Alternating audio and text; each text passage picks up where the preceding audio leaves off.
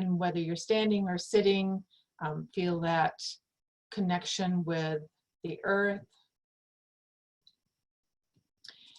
I use my Hoberman sphere. This is what my go-to for breathing with my grandchildren. So as it expands, we'll breathe in through our nose.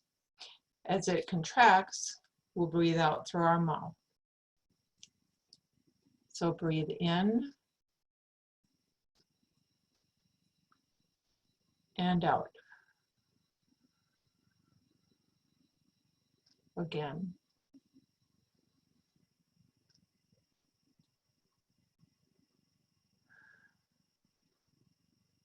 One more time.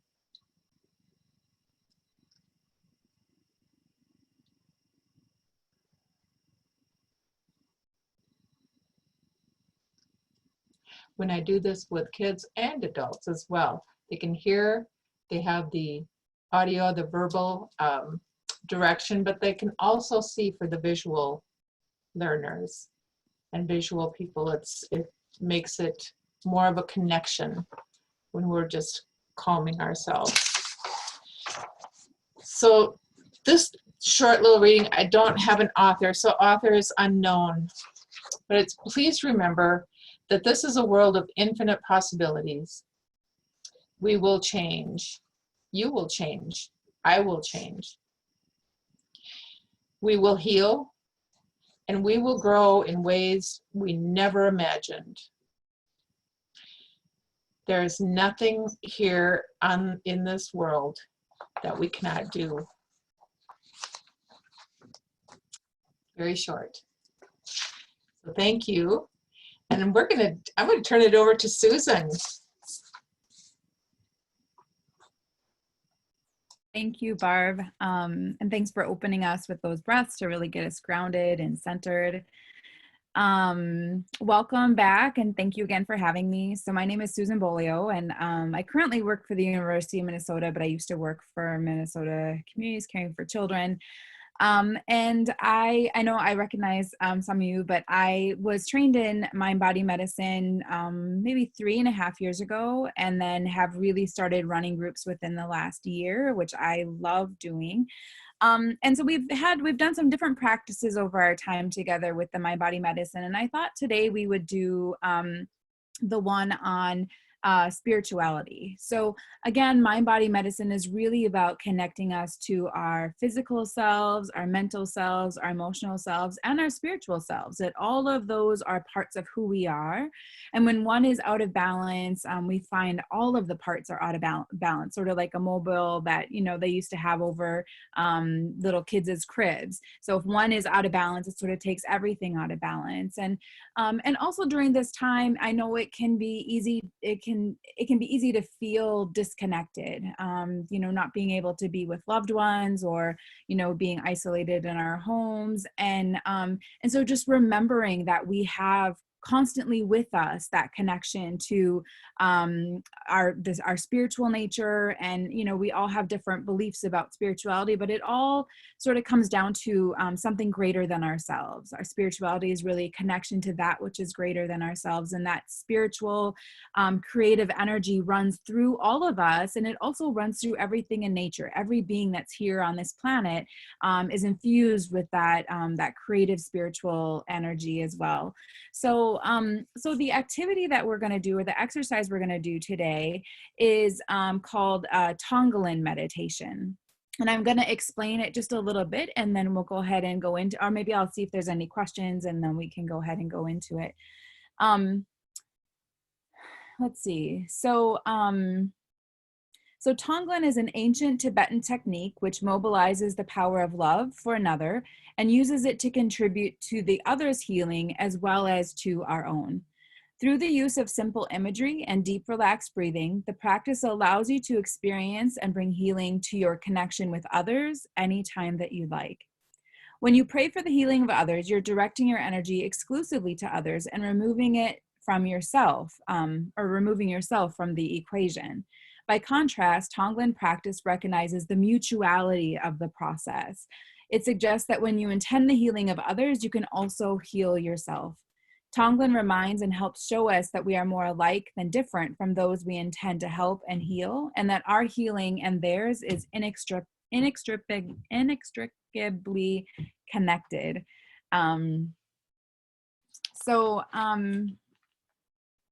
Has anybody, I'm just curious if anyone's ever done a Tonglen meditation before? A couple heads nodding, mostly no's. Yeah, I hadn't prior to learning about my body medicine either. So are there any questions before we get started? I'll walk us through the practice. We good to go? Okay. Children are trying to break into my room right now. Just 1 second.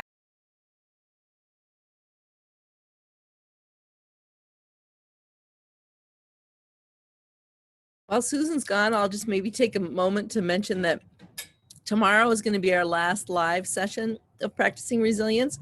But the recordings will still be in the link, and I also put a link in the chat for the Minnesota Community's Caring for Children emailing list. If you'd like to stay connected with us and know when we have other offerings, you can join our emailing list by clicking on that link. Thank you. Thankfully, it was nothing serious, just a child looking for an item. So, all right. Okay, so we'll go ahead and get started.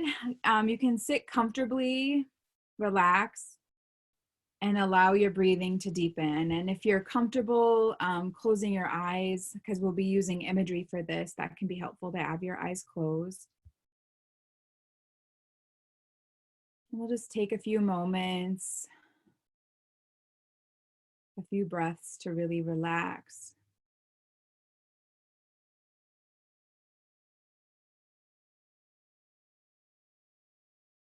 Relax our mind and our body.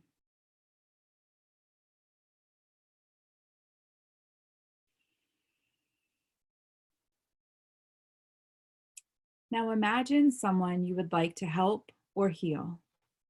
It could be someone close to you or someone you don't know very well.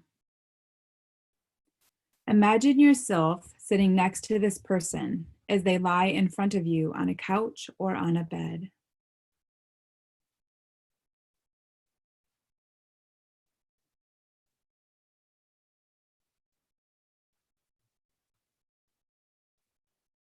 Breathing deeply and relaxing. Invite compassionate spiritual figures from your own religious tradition, such as saints, angels, or deities, into the room with you. You can also invite living human beings you've met, heard, or read about who exemplify compassion. Experience them surrounding you and your friend with the light of love and healing. Enjoy their presence.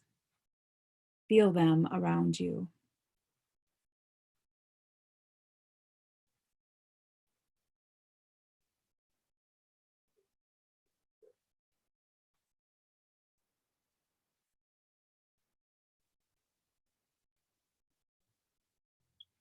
Now focus your attention back on your friend. Become aware of their physical, emotional, or spiritual suffering. Imagine all the hurt and all the pain and all the anger, all the distress, physical, emotional, spiritual, social, economic, whatever it may be, that is in this person. And imagine this distress as dark, sooty smoke. Visualize it as inky, dark smoke. Notice every place where it's located on their body, perhaps their belly, fingers, hands, head, even around their body.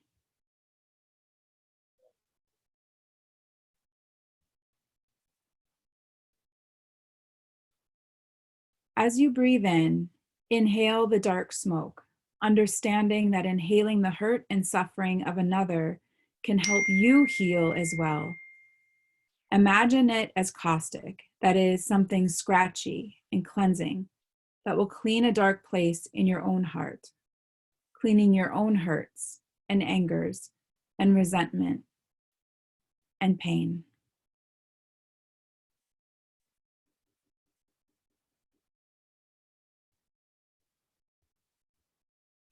You might imagine a dark, inky, smoky ball in your own chest, representing all your own pain and suffering.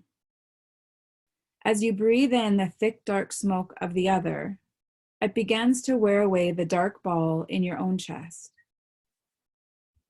In the process, you may become aware of some of your own hurt and pain, the anger and resentment that are being rubbed away, and some of the ways in which you are actually similar to the person you are trying to help.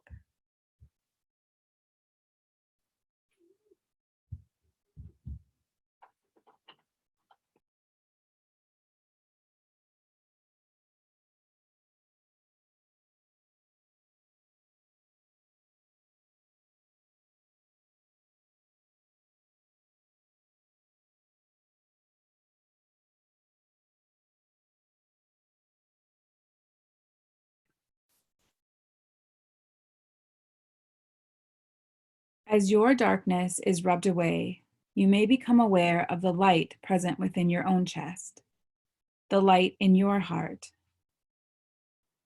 When this light of compassion and love grows stronger and brighter, send it back to your friend, letting it stream out from your chest to their body. Let it fill all the places where before there was darkness, hurt, suffering, and pain.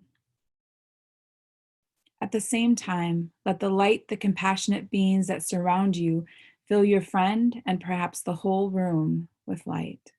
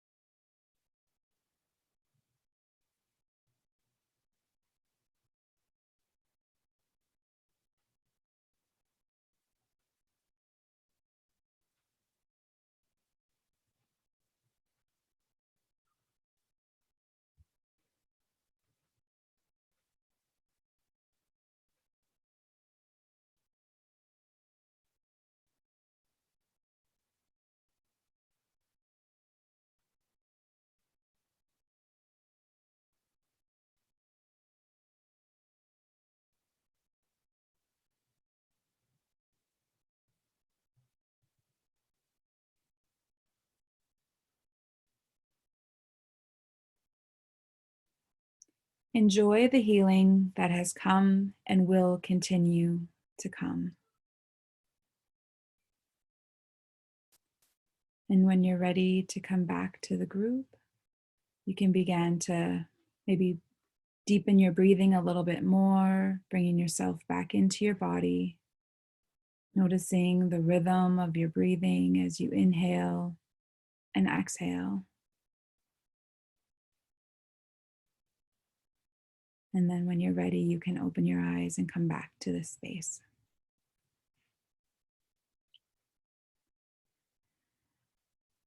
I am very sorry for the disruptions, and I have to go check on my children because I think I hear them outside. So that I also apologize for cutting it short. That's also why I cut it short, because I'm like, I hear little voices outside and they shouldn't be out there. So I'll be right back. Okay, you're fine.